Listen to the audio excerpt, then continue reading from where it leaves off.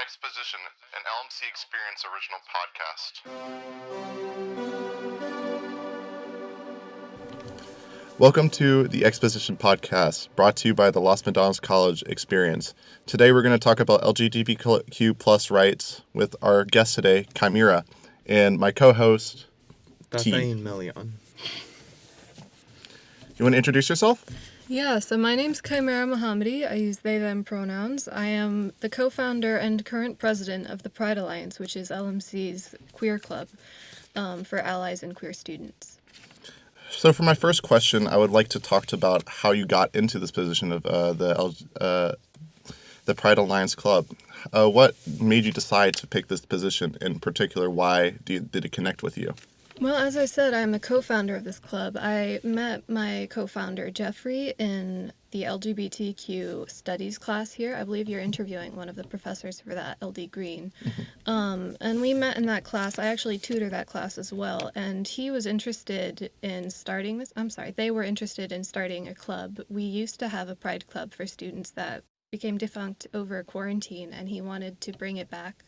And I was just really excited at that opportunity. I've definitely felt isolated here at times as a queer student, and in the broader Pittsburgh area, it's not always the most diverse, and I was just really excited by the opportunity to create a space where I could find community and help others on their journeys to accepting and embracing their queer sides. No, that's really good. As a fellow they-them identifying person, it's very difficult, especially in the Antioch, Pittsburgh area, to find even other people who might relate to the experience, let alone make it a safe space or a place of community for people like us. So I think that's wonderful. Mm-hmm. I have to say that it's actually frankly beautiful. There's not words for me to describe it. It's very. I'm happy for you. Me too. Alrighty. I wanted to talk to you more about when you decided to come out. How did is that do we not want to touch that, or do you want to? Is that? Well, I think the assumption that I did come out is reasonable, but not warranted in this case. I'm very lucky in that I had incredibly tolerant parents and incredibly proactive parents. So I never came out. When I was 14, I said I have a girlfriend, and they said she's welcome into the family. And then when I was 15, maybe, I said I like to use they, them pronouns, and they said, that's wonderful. Do you want us to help you change your gender legally? And it was never a big, ceremonious, I'm no longer the straight person you thought I was. It was just a slow recognition and a slow making public who I really was. But it wasn't a surprise to anyone, and it wasn't a big coming out. No, I think that the assumption that there is always a coming out is both, it's both normal, because obviously that's how a lot of people end up, getting their orientation and preferred gender out there, but also, sometimes you just have accepting parents who don't, force societal constraints onto you. I know that when I came out, I had to do it verbally and very eccentrically, but that's also because I came out while going to Antioch High School, and if anyone knows anything about that, then they know that that's just not the place to be when you're trying to do that. That's where you do have to come out. Yeah, exactly. So yeah, I mean, even here at LMC, I haven't really had the need to come out, and if I do, it's in a very low-key way. I just mention my girlfriend, or someone refers to me with my correct pronouns. It's no, it's about the experience I've had as well. It's pretty good for the most part, I'd say. Not like anything of note that I can really, I don't know, at least off the top of my head, experience-wise. I did have recently someone talk to me. We were talking about identity, and I just mentioned the fact that I identify as lesbian, and she audibly gasped and went, wow, and kind of recoiled. So that's maybe the worst experience I've had with that, and that's incredibly minor still. Yeah. It still cracks me up to think of. Yeah, I can't imagine hearing that and going, oh, okay. No way.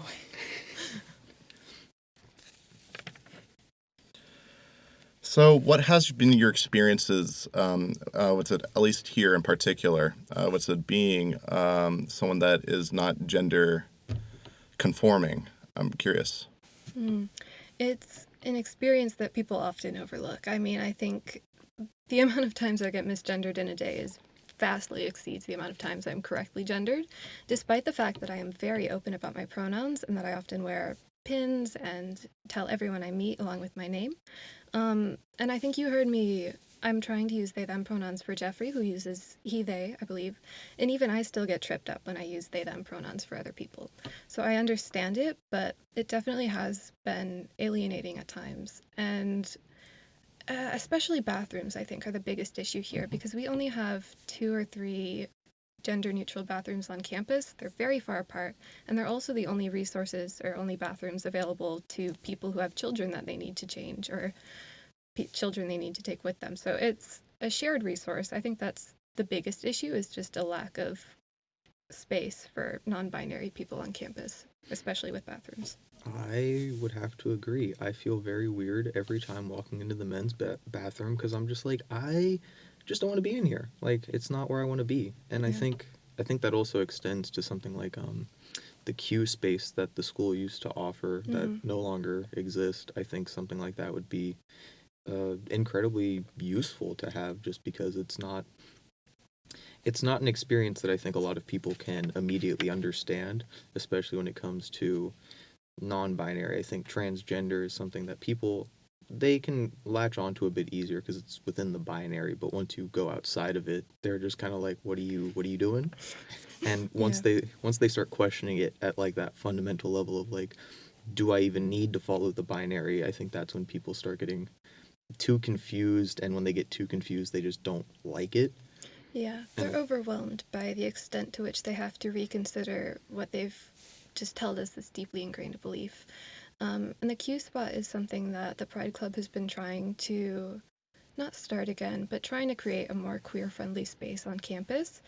We can't, unfortunately, create another Q spot or another facility solely dedicated to LGBTQ students at this time, but we do have some money and some resources that we're putting towards making our club meetings more welcoming spaces and towards making I think it's the Unity or the Equity Center and the Student Center where we meet, into making that more of a trans inclusive space, especially with, I'm not sure if you've heard of the idea of a trans closet, but, and yeah, for anyone who doesn't know, a closet that has different gendered items of clothing, typically assumed to be gendered items of clothing that trans people can access. If they can't wear that at home, they can come and get it at their college campus.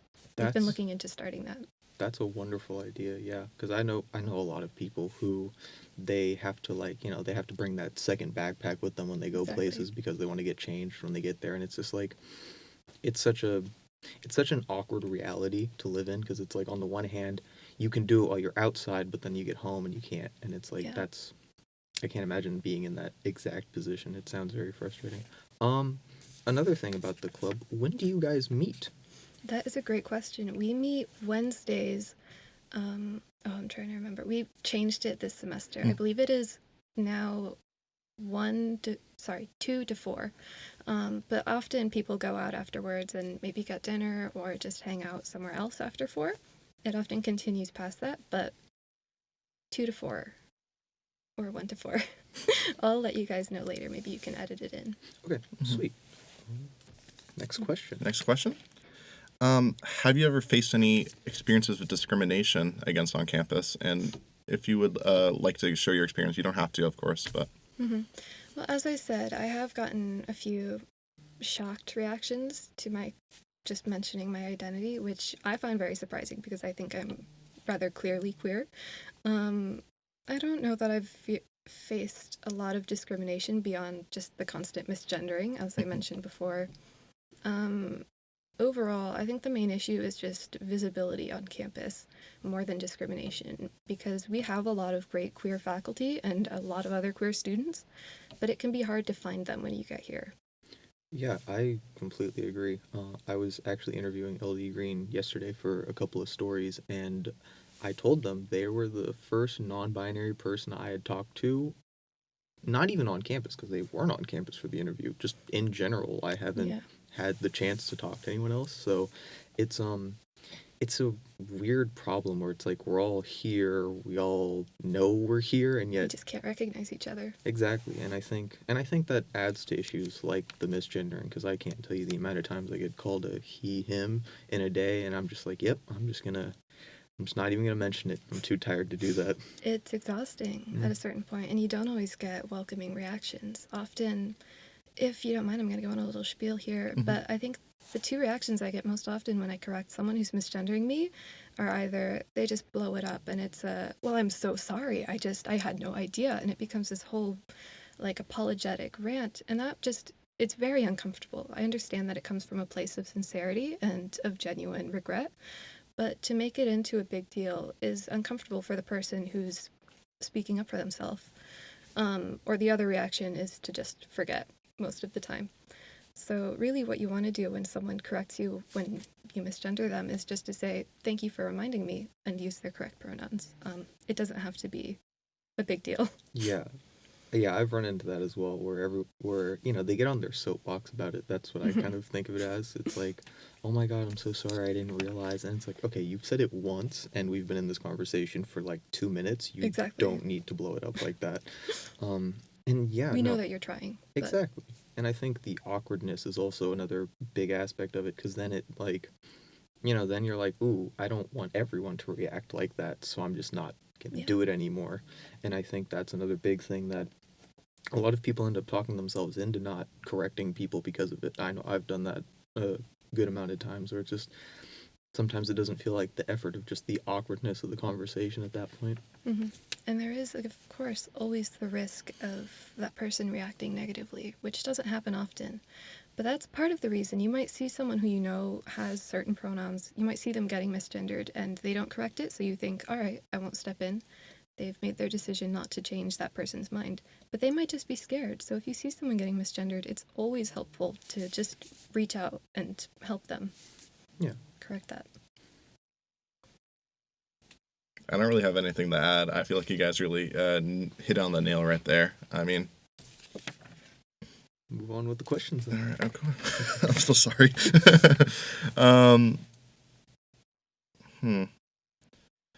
Here's more of a sociological and also anthropological question, if that's okay for me asking. An anthropological question. That's a lot. Big word. How do you feel religion has shaped how people view the LGBTQ plus community? We live in a Christian society, and I don't come from a religious background. My family was Episcopalian at one point. That's as close as I get. But I've lived in the Bible Belt. I've spent many years in rural Arkansas and rural Texas, and I can tell you that it is not fun. It's just, even if it's not overtly discriminatory, just that presence of religion can make so many people uncomfortable. And of course, at its core, Christianity is not homophobic and it is not hateful. It's a beautiful religion, but so many people distort it to support their hatred. And I think it's important to remember that there are so many queer-affirming religious spaces, and this applies to all religions, not just Christianity. I focus on that because it's the one I have the most experience with, and it's the one that dictates most of our societal beliefs. But we have so many wonderful queer-affirming spaces, and you can be queer and religious. That is possible. It's just that a lot of our oppression comes from religious circles. Right now, they're the most outspoken against us. I think that was a great explanation of it. I think the biggest thing to add to that, at least, is that there's a capital motive behind it as well. There is a motive for the church other than blind hatred to be discriminatory. And I think it's not as big as just like they don't understand queer people and as such they don't want queer people. There's also the motive of they know it's going to get their followers to buy stuff, give the church money, and I think that's something a lot of people overlook, especially when it comes to religion and how it's used and how it's weaponized against groups of people, especially in America, because we don't do anything correctly here. No. But I think more than it's religious discrimination, it's on the basis of supporting the patriarchy. And Christianity is the most, or not the most queerphobic, but one of the most prominent anti-queer religions often, because it supports this patriarchal idea that there is a male god and then men and then women. I'm sorry, making a hierarchy with my hands here. Just that there's this hierarchy from God to men to women to children, and queerness disrupts that gender binary and it disrupts that hierarchy as a result. So I think the connections between patriarchy and religion are what really compound that queer phobia. Mr. Anthropological, you got any... Shut up. Anthropological. That's true. Any notes on that one? Screw the patriarchy. That's pretty Insightful. much... Yeah. There you go. That's all I have to say. I'm sorry.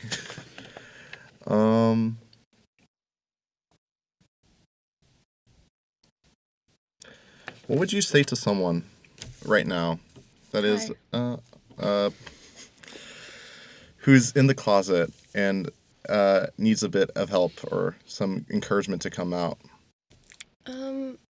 I know that facing down this big barrel of coming out can be terrifying, and it can feel like people won't see you as your old self, and it can feel like you won't be your old self. Like you've been inhabiting this space of this cis-het person, and when you put the words of your identity to yourself, that you're leaving that person behind, but you're not. You're using your true identity for the first time.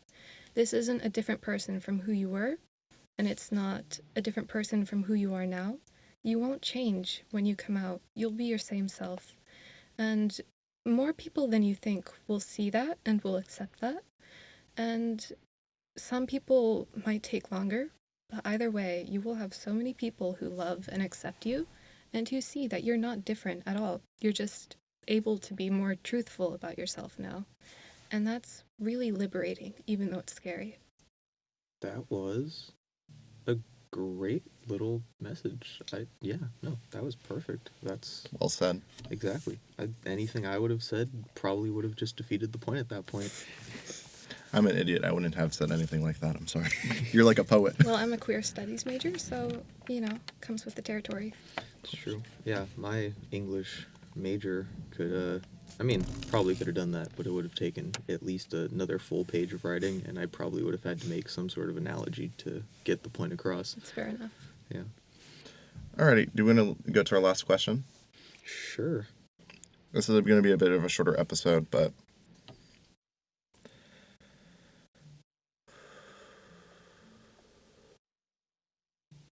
How can we destigmatize this issue that we've established so far of not just like homophobia, transphobia, but these issues of I don't know. How do we destigmatize the LGBTQ plus identity and being part of that community? Oh, this is a really fun question. I mean, it's not a fun question, but I really enjoy talking about this. I was actually talking about this a lot yesterday. Destigmatizing queerness, and especially as the Trans Day of Visibility has just passed, this is a big topic in the trans community. This idea of destigmatization. For a long time, queerness was just forced underground. I mean, the Hays Codes strictly forbid any references to queerness in film for decades, and it stayed, even though it wasn't officially in place, it stayed affecting media for so long that there was just no idea of queerness beyond, trans people as horror or gay people as predators. And so we've seen this just explosion of queer visibility, but we have to remember that destigmatizing has to rely on more than just pushing queer people out into the spotlight. Especially with trans visibility, I think it's a fraught topic because visibility worked a lot for the gay community, who is definitely at a much more developed state of social respect and has more rights than the trans community. But the only gay people are older teens or adults. Children don't have serious relationships, and they aren't really in the gay community. And trans children are very much real, and transness is very much a big part of many children's identities. But we can't force trans children into the spotlight like we can with gay adults who can choose to be there. So we have to find a way to fight for the rights of trans children and still give them their privacy. So I think destigmatizing should rely less on personal visibility and trans people being forced to share their own experiences and their own lives with people who seek to hurt them. And should rely more on, and this is a big one right now, incorporating trans and queer inclusive education in public schools and private schools, and just making that education more reliable and more accessible. What do you mean by what's adding what's with this to the education? I'm just curious what your view of that, or how you see it as. Well, American sex ed is just awful to begin with, but we need to talk about gender identity and sexual orientation with, children. I mean, not necessarily sexual orientation with children, but just to let them know that this is an okay thing to explore. It's okay to explore your gender, and this is just give them basic definitions for different aspects of queerness.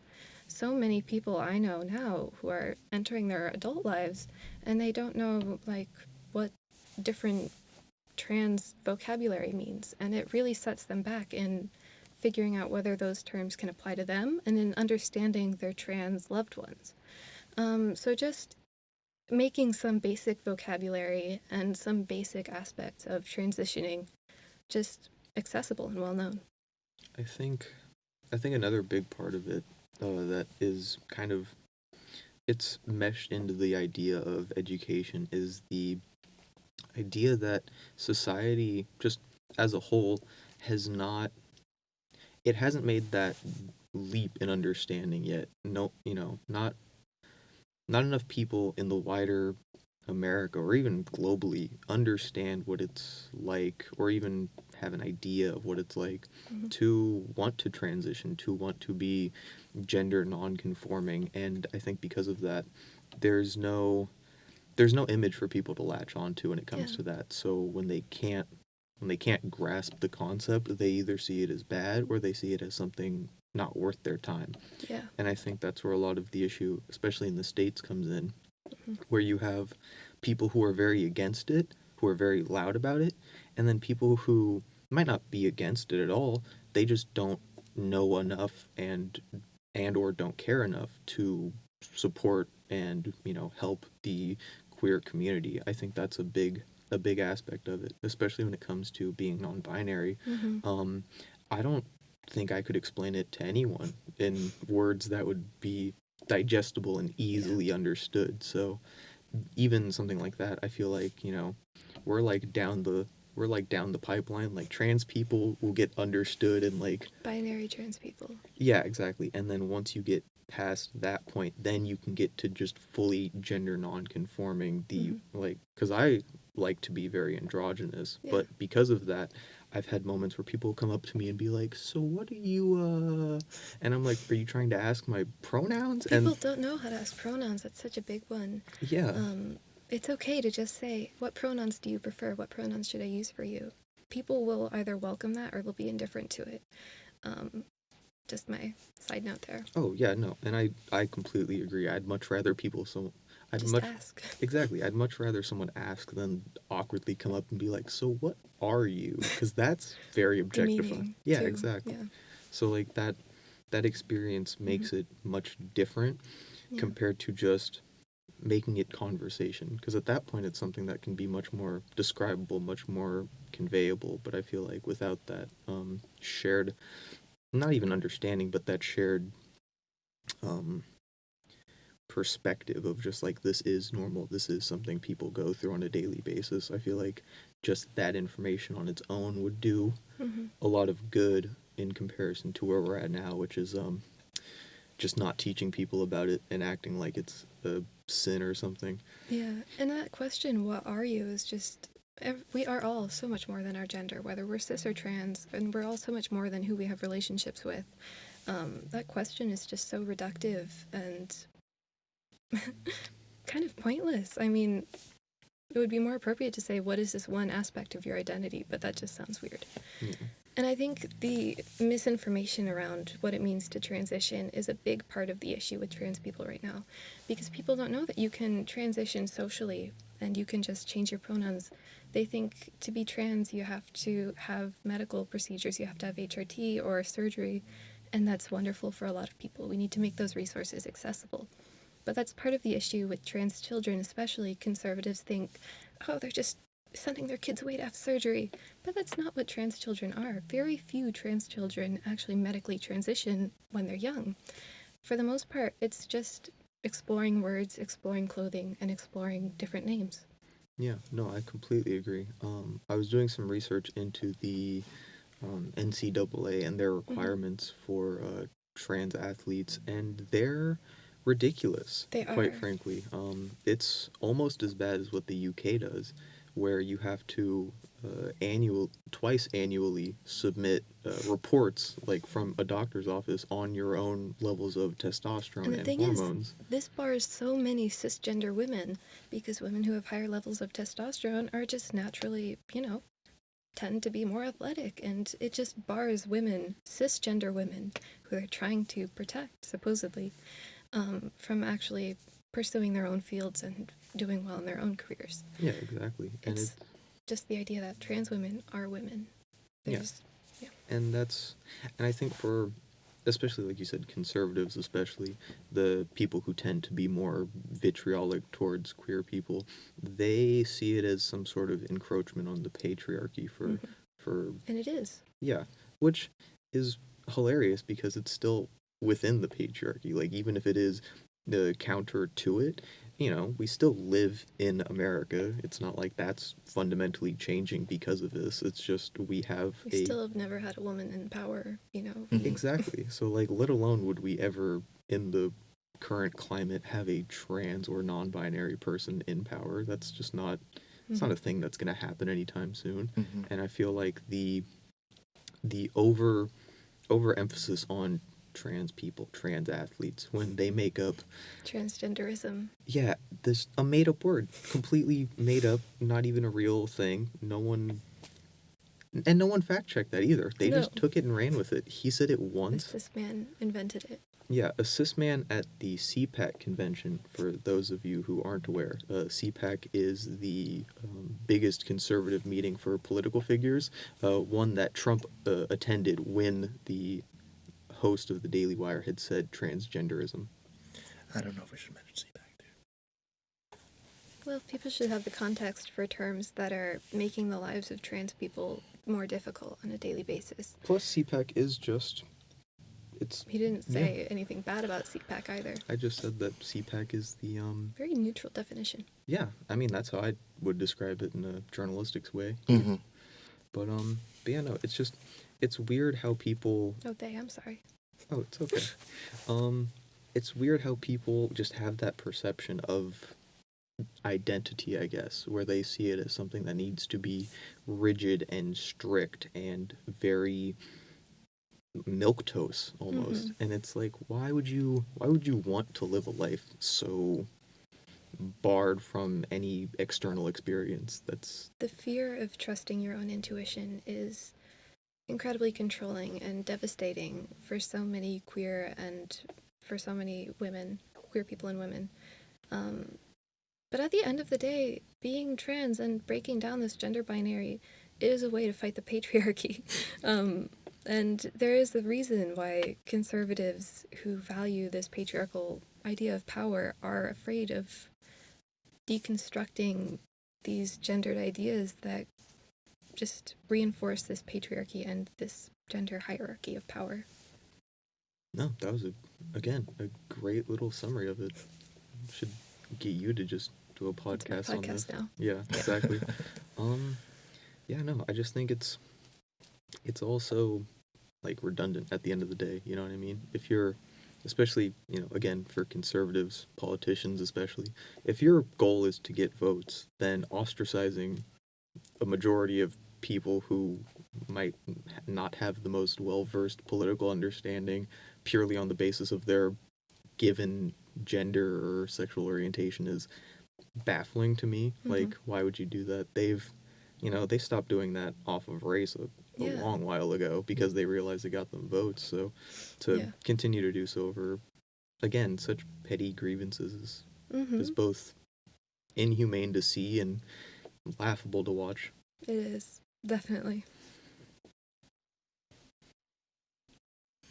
I don't know. I just feel like, at least like when I go see, especially in the news, when I go watch or read AP, for instance, I go and see bills going around, and like, borrowing books, and also just the idea of even saying the word like trans or gay in schools, and it really disgusts me. Hmm. I don't really have, again, as someone who's not a part of the community, it's hard for me to understand. I mean, I understand, I have an understanding, but it's hard for me to understand what y'all are going through. It's harder for me to get into that, to have that full understanding of what's going on with you, Yeah. y'all. I guess. And that's why it's important for allies to not take the stage and to use their privilege, as with allies to any marginalized group, just to elevate the voices and authentic lived experiences of queer people who do experience this discrimination. Mm-hmm. Yeah, no. Again, great point. I think it's something that's very interesting, the dynamic of like allies to actual queer community. It's very interesting to watch in a lot of spaces, because it is very much that tiptoe of like, I want to be supportive, I want to be helpful, but also, I don't even know how to use your pronouns. exactly. So like, if that's the people that are advocating for us as as cis people, then how do we expect, I don't know, anything meaningful to come from it when they're still making the same mistakes that other people might make, who, maybe not maybe won't identify themselves as allies, out and about, but do, they find gay people and trans people to be normal and don't see a problem with them. How does, I feel like allies, they just exist in a weird bubble, and I feel kind of bad at times, because like you said, I think allyship is the bare minimum, though. Oh yeah, for sure. Definitely. But the problem is, when we're relying on cis people to stand up for us, we're giving control of our language and our identities to them, and we're letting them decide what to call us. And this is just adds to the issue of misinformation and misgendering and misnaming. Yeah, I think, again, it's a very fine line between, like, obviously, because there are just less trans people, less gay people in the world, we do need to rely Less on out trans and gay people in the world. exactly. We do need to rely on the cis hegemonic powers that be to, make it so we can live life and not feel discriminated and oppressed every day, even They though need to change cis white patriarchy from the inside, and that's not something we can do when we're outside of it, but we need to work on it from the outside and get our friends inside of this system with their privilege to also rise up and fight at it from both sides. exactly. And I think crossing that bridge is, for the most part, where we're at now.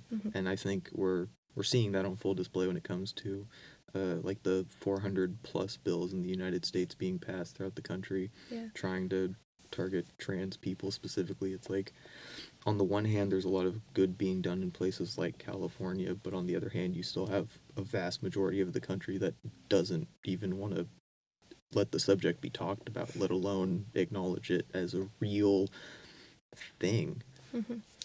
Yeah, and I think part of the issue of having these safe bubbles like California is that when you have one place where it's safe to be queer, I'm not going to move back to Texas now.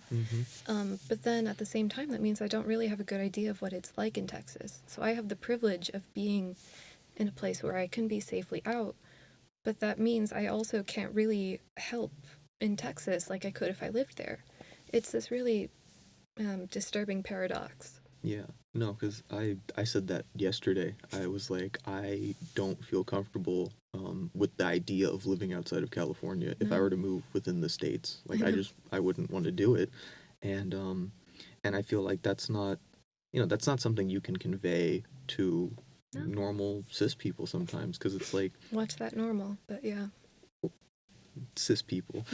It's one of those things where it's like, it's such a minor thing when you say it aloud, but the implication behind it is much, much worse than how it comes off. And I feel like it's a it's a big component that a lot of people kind of gloss over, especially us Californians who don't have to, go anywhere else 'cause Yeah. we're here already, and we're We're like, in the best state. yeah, But, yeah. and we're just like, nope, we're gonna stay here and not worry about not being able to like get a license that says our appropriate pronouns. Just- Exactly. There are so few states still now that let you have your correct name and gender on your ID. It's ridiculous. But there's that privilege of living in a state that lets you.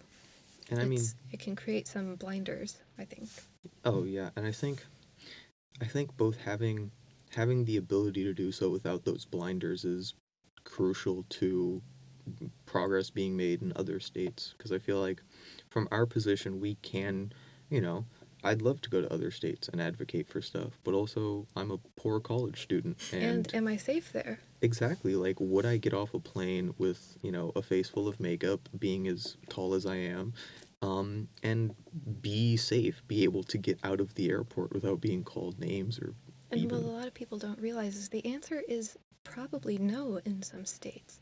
That's just, I think, kind of unthinkable for a lot of people. The idea that just wearing clothes that they like could put them at risk of being hurt or killed, that's not a reality that they have to face, and it's not one that they can imagine. Yeah, and I think something that a lot of people ignore as well is the racial aspect of it as Exactly. well. Because I don't know any black trans people in my life, but I know that they're victim way more, statistically speaking, than any other group, and Yeah. I don't know how. I can't imagine that position as well, because I typically get coded as the white and or Hispanic person, despite the fact that I'm Native American. So it's like I get by most of the time in that department, but I can't imagine, on top of how I try to present myself at times, if I was dark enough, it would just be objectively worse, and I don't know how. I'm sorry, I didn't mean to cut you off. I was just talking about this yesterday, about the layering of oppression. So cis gay people only face homophobia. Cis gay lesbians face homophobia and misogyny. But trans people, no matter how they identify, face misogyny, homophobia, and transphobia. And then people of color who are trans also face all of that.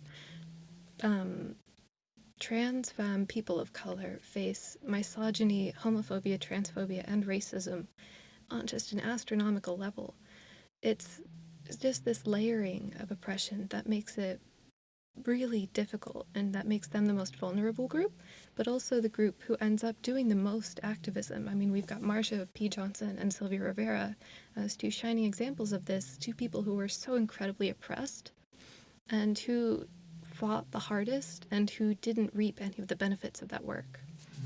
No, I think that's a great point, because it's one of those things where, on the one hand, I want to do more, you know what I mean? I want to be out there and be proactive, and at the same time, like you said earlier, would we be safe to get off like a plane, you know what I mean? And I think when that's my first concern before anything else, like it makes change feel impossible a lot of the time. And I think getting to a point where something like that isn't the first issue, I think that's when a lot more change would be available, not only for, just me, us as individuals, but just systemically speaking. Like, once we get to a point of, non-violence against open queer people, there'd be a lot more change. But that's what people who are anti-queer want actively all the time, when CPAC guy said that they wanted to eradicate transgenderism. Yeah, exactly. When he said that, he meant violence, there's no other way to read that sentence. And I think Because he's hiding it behind this word that dehumanizes trans people and that eradicates the humanness from transness. But that would be like saying, I want to eradicate womanhood. You want to kill women. I want to eradicate transgenderism. You want to kill trans people. That's the only way to interpret that. And even though you can hide it behind these ideological sounding terms and these personless victims, these are people. Exactly. And I think another big part of it, if it wasn't obvious, I watch video essays, and one of them I watched was on how transgender people have been transformed, especially by conservatives, into an ideology. Mhm. So now it's, instead of socialist and communist, it's transgenderism. Transgenderist. Exactly. And when they make that distinction, when they make that change, it's now the same as calling something socialist or communist. It's a boogeyman now. There's a big overwhelming force, when in reality it's like one of the smallest populations in the country. Very small community of people, not some big political ideology. Yeah. It's a bizarre reversal of fact.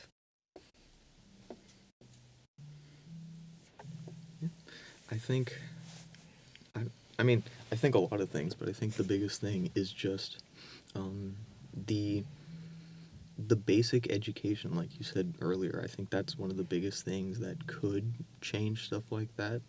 Just the basic understanding that being trans, being gender non-conforming doesn't mean that you're going in and lobbing things off your body. You know what I mean? It can mean that, and people should have the right to if they want to, but that is not what transness is for so many people, and especially not for children. Nobody is Exactly. hurting children in the trans community. And not only that, but even for children to get gender affirming care, even in Incredibly states difficult. like California, exactly, it's Lot of- incredibly difficult. You have to go through therapy, you have to have guardian approval. Diagnosis. Exactly. You need to have doctor approval. You have to get a doctor who's going to be, You have to live accepting. in California. Exactly. So the steps that already have to be taken just to be where you want to be with yourself are already so high that a lot of people, even if they want that gender affirming care, just don't get it because it's too much work, even in places like California. And I think those are like the biggest two things, in my opinion, is proper education and proper care. Because I feel like even on a societal and cultural level, I feel like the stigma